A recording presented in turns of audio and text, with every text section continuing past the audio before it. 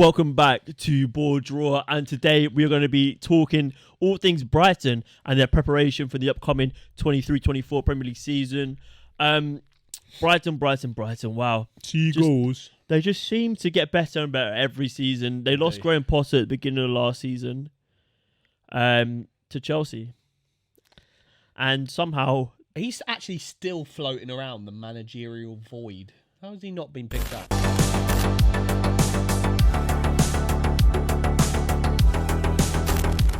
But, yeah, we didn't think that they'd lose a manager like Graham Potter and get better. But that is exactly what this very well-run club has done. They are the pinnacle of well-run clubs. Yeah, they are. They're like a well-oiled machine. Don't know what a well-oiled machine is. Give me an example of a well-oiled machine. Like an oil rig. This team is a well-oiled machine. From the board to the recruitment staff to the manager to the players on the pitch. Everything seems to be in sync and moving in a pretty tasty direction. Everything just clicks. Yeah. And they just can't seem to make wrong decisions. And we spoke about Bournemouth sort of transitioning to being a selling club where they buy cheap in Europe and they sell these exciting young players to the bigger teams. And that's what Brighton have been doing for the last couple of seasons. We saw the likes of Cucurella, we saw the likes of Basuma. We're going to see Caicedo go this season. Mac Allister's gone. Mac Allister gone as well. So yeah, they're buying these players in at low value and flipping them for like triple, quadruple. Wheeling and dealing, They mate. are. Harry Redknapp should be so proud. Wheeling and dealing. Top wheeler dealers. And they are just getting better though. Every time they do it, we thought, oh, they might struggle. They sold Cucurella. They sold not for fun. They sold Basuma. But they might struggle. They do so well. And they had a Stupinian come in. Yeah, crazy. And just absolutely tear it up. They've been bringing players that are better than the bad boys that they let go. Yeah, it's insane. And they've got European football next season, haven't they? And we're talking about them Seagulls bringing in on players that are better than their previous. They brought in a manager in Roberto De Zerbi, who no one was expecting Brighton to bring in a manager that would play better football and get them higher in the league than what Graham Potter had done. Because Graham Potter, fair play to him, done an excellent job. Yeah, no, he really Brighton. did. But Roberto De Zerbi has kind of just shut on that completely. It was it was so weird though, because everyone thought they're not going to get anyone of the caliber to be able to replace Graham Potter. Yeah. So where do they go from here?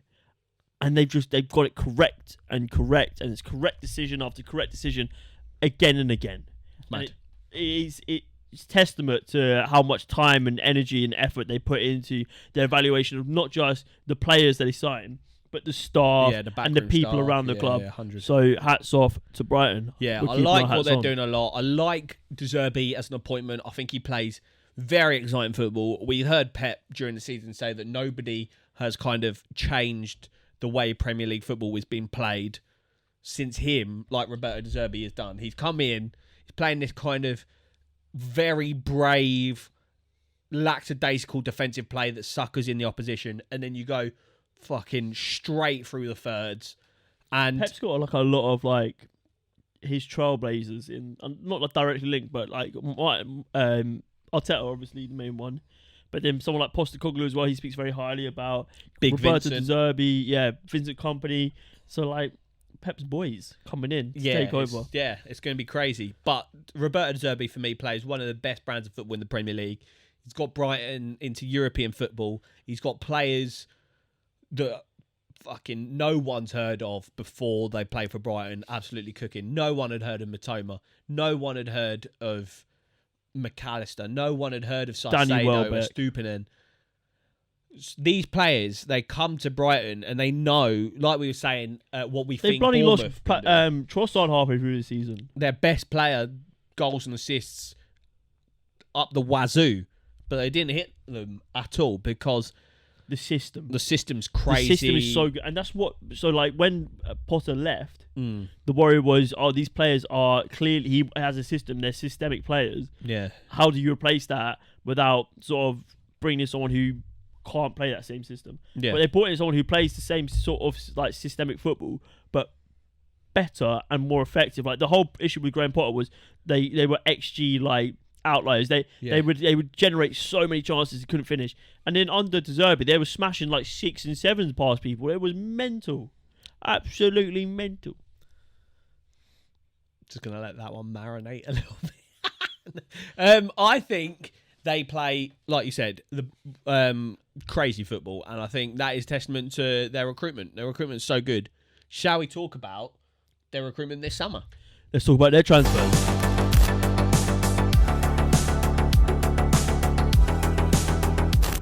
Starting off with cherry pick from our local boys. Watford have lost out one of their best boys to Brighton. João Pedro has gone for just shy of 35 million. I think he's very, very good. Very Brighton player. I know Newcastle was sniffing around him a lot, but I think he's definitely a Brighton kind of player. 21 years old, in that kind of central striker / number 10 role. I think he's going to kick on to another level under De Zerbi. Yeah, I think he's all right. I think him. I don't think he's like top tier. I think he's so good, and I think him off of another guy who they haven't signed this season, but Evan Ferguson. I think he's going to be an absolute fucking machine. I love Evan when Ferguson. he kind of matures and probably gets a move to a Big Six club. I think he's so good, mate. He's an absolute unit, I think João Pedro off of him is disgusting. I'll be gutted if he doesn't like reach his potential. I think give Gabriel Jesus maybe 1 or 2 more seasons at Arsenal, and then we go nick Evan Ferguson. That'd be so naughty. Imagine Evan Ferguson and Sinclair Armstrong up top. Jeez. For Ireland. That'd be incredible. Yeah, I think João Pedro's a good signing for them, and I think another good kind of attacking midfield signing for them is Mohamed Dahoud from Dortmund. Yeah, it's a very shrewd signing, like end of contract sort of. Yeah, it's nice. And it's improvement. It's this guy played in Champions League last season. Yeah. He nearly won the Bundesliga last season if Dortmund weren't bottle jobs. But yeah, and it's just improvement. It's experience. It's class, and it goes with their sort of ethos of like balancing these young unknown quantities with experienced heads. Yeah. And speaking of experienced heads, does get much more experience in their next signing, James Milner. Jimmy Milner, 476 years old. Mate, he's there just for his voice, mate, because fuck me, I wouldn't put him anywhere near the pitch for Brighton. He wasn't even that bad for Liverpool. I think he's meh. And I think the kind of it's experience, the football that Brighton play, I think might actually put him in a coma, because fam, they play like in a Matoma. Electric kind of football, and I don't think he's got it in him, but I think he's good to have in the Wait, you say that? You room. Say that though, but didn't he like used to rinse everyone at the bleep test at Liverpool?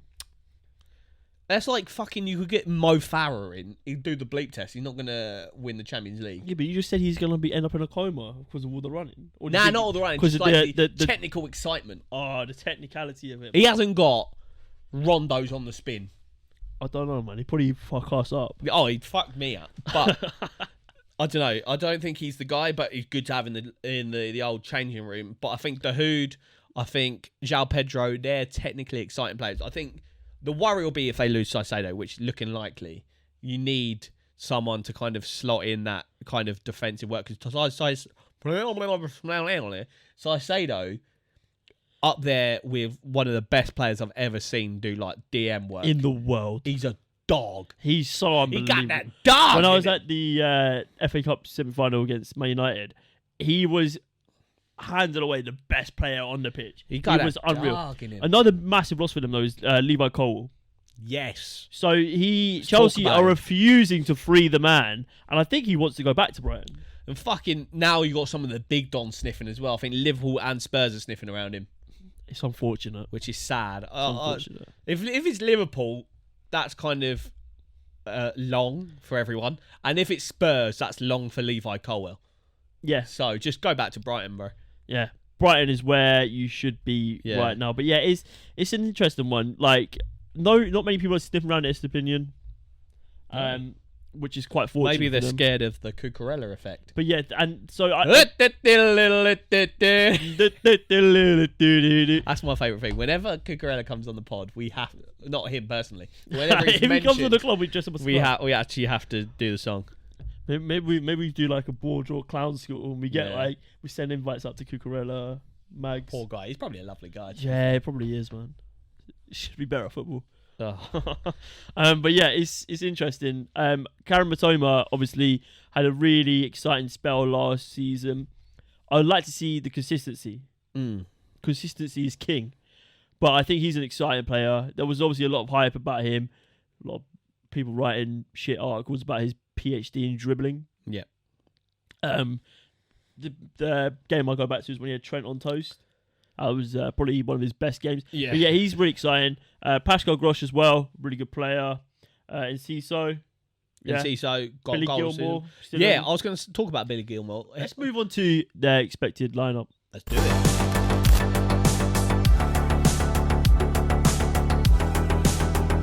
Is Billy Gilmore gonna be that guy to replace Caicedo? I know when he came into the Chelsea team, he looked good, and he's looked good in glimpses for Brighton, but for me doesn't do. He doesn't do enough. He doesn't do enough. Didn't they play him at right back in the Euros final, like England at some point? I think so. Who, Billy Gilmore? He's Yeah. fucking Scottish. Oh no, no, I'm talking about fucking This guy, man, get him out of it, mate. Oh, yeah, I've lost it now. You've lost the plot, mate. I've lost the plot. I was thinking about that bloody